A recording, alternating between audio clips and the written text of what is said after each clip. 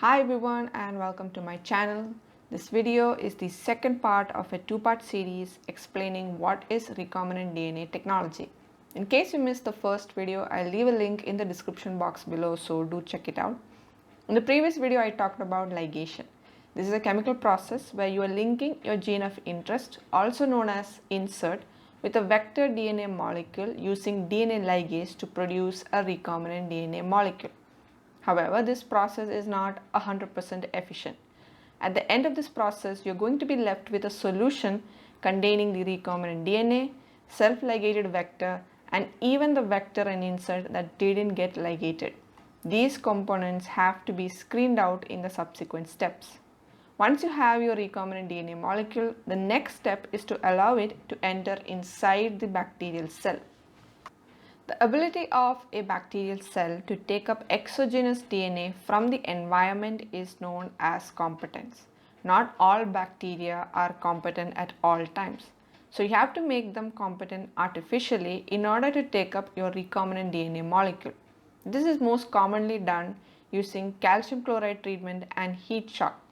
Now, there are a lot of different hypotheses trying to explain this mechanism, but no one knows exactly how DNA is taken up by the cell. But the most popular hypothesis is that calcium ions neutralizes the negative charge on the DNA as well as the bacterial cell membrane. As a result, the repulsive forces between the two is eliminated and the DNA molecule can now come closer to the cell membrane.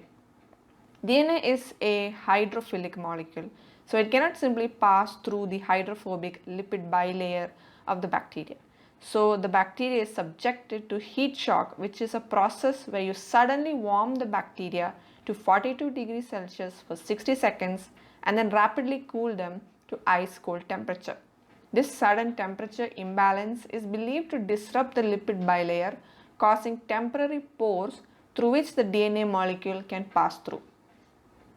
Once the DNA molecule is inside the bacteria is said to be transformed because it has been genetically altered and now has newly acquired traits due to the genes encoded by the vector. So this process is also known as transformation. In case you're confused about the terminologies, I'll go over it once more. Competence is the ability of the cell to take up DNA from the environment due to their altered cell membrane, whereas transformation is the process in which a competent cell takes up DNA from the environment and becomes genetically altered. A competent cell will be able to take up any of the DNA molecules present in the solution. Hence, you will have bacterial cells containing either recombinant molecule, self-ligated vectors, linear digested vectors, or even the insert alone. And since transformation is not a 100% efficient process, you will also have bacteria that didn't take up any DNA molecule.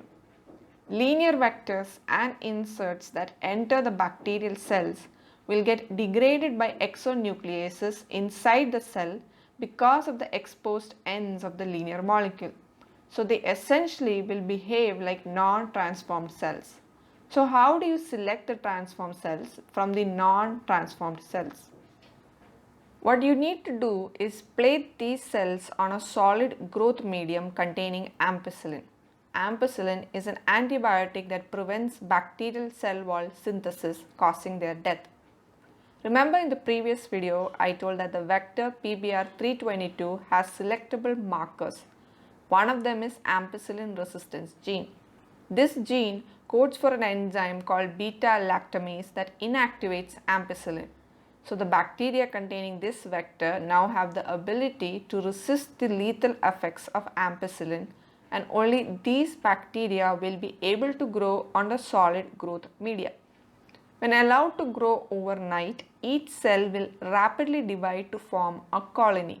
Since the cells of a colony are derived from the same mother cell, they will be genetically identical. All the colonies on the plate are transformed bacteria containing the vector, but it is still unknown whether the colony carries a self-ligated vector or a recombinant DNA molecule. So to test it, the colonies have to undergo a screening process. So what you do is you tap on the colony using a sterile loop, and this will cause some of the bacterial cells to stick to the loop, and you can transfer these cells to a tube containing water by swirling the loop in it. So you do this with as many colonies as you need and perform colony PCR to determine if the insert is present in the bacterial cell. You can design the primer such that one of the primer anneals with the insert while the other anneals with the vector sequence. So the PCR product is only formed if the insert is ligated with the vector. The presence of the PCR product can be determined by running the sample through an agarose gel using gel electrophoresis technique and then staining the DNA with ethidium bromide to visualize the bands that would appear like so. Once you know which colony has the insert, you can now grow these cells in large quantities and subject them to further downstream processing. Apart from colony PCR, there are other ways to screen the colonies.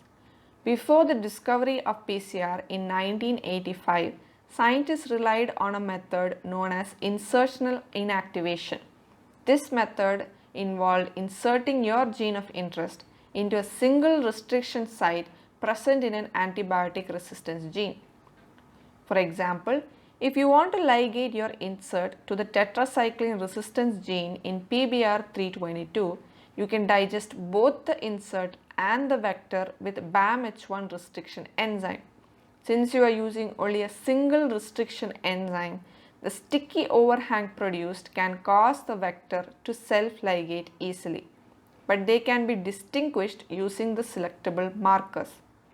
As you can see, ligation of the insert into the vector changes the coding sequence and thus inactivates the tetracycline resistance gene, whereas in the self-ligated vector, the coding sequence of tetracycline resistance gene is unaffected.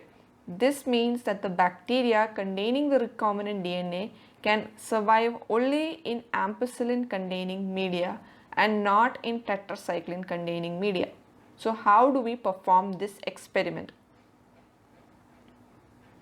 First, the bacteria is plated on solid growth media containing ampicillin. This will enable selection of the transformed bacteria, and all the non-transformed bacteria will be killed because of the ampicillin. Next step is called replica plating. This involves creating an exact copy of the plate by stamping the first plate with a sterile velvet cloth attached to a wooden block and then pressing this cloth on a new plate containing tetracycline. In this way, some of the bacteria in the colony will get transferred to the velvet cloth and then get transferred to the new plate. Now you allow the newly transferred bacteria to grow into colonies in the new plate. Only the bacteria containing active tetracycline resistance gene will be able to grow on the new plate. Hence, only bacteria with self-ligated vector will form colonies in this new plate. So if you compare the two plates, you will be able to find which colonies are missing in the new plate. So the colonies that are not present are the ones that contain the recombinant DNA. As you can imagine, this method was not very convenient for scientists because of the need for replica plating and identifying the missing colonies. So they developed a more rapid technique built on the same principle where you can identify the nature of the colony based on the color it produces. This technique is known as blue-white screening. Here the colonies with the recombinant DNA appear white in color, whereas the colonies with self-ligated vector appear blue in color. So let me explain how this happens.